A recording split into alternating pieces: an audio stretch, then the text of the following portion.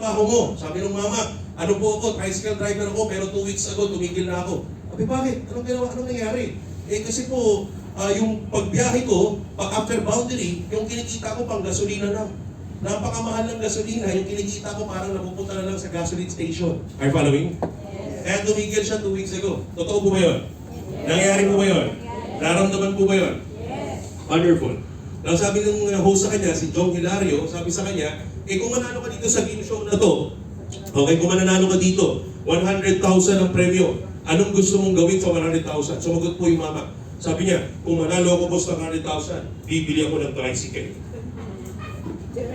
Tumawa po yung host sa yung mga tao. Sabi niya, ano ka ba naman?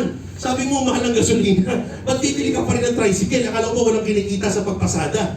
Now guess what? Cut the long story short, habang po nagtatawanan sila, ako habang napapanood ko, alam mo, pumapasok sa isip ko, can you just imagine?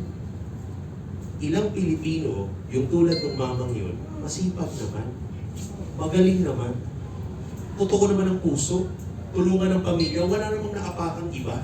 Pero ilan yung Pilipinong gano'n, na sawang-sawa na sa ginagawa niya, sawang-sawa na sa kalidad ng buhay niya, alam niyang paulit-ulit na lang, pero wala siyang ibang choice kasi wala siyang ibang alam na pwedeng gawin.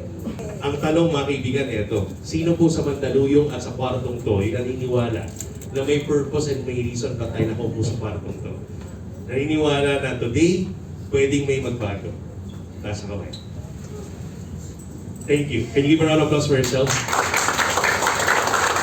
Mga kaibigan, let me tell you this. That simple raising of hands, it's a testament na tulad ng mamang tricycle driver, tulad namin noon, mga kaibigan, may mga moments sa buhay natin na tama na. Okay naman, I want change. I want to actually make something better. There's a better way. Ang good news sa Central International, pwede namin pakita sa inyo, there is a better way.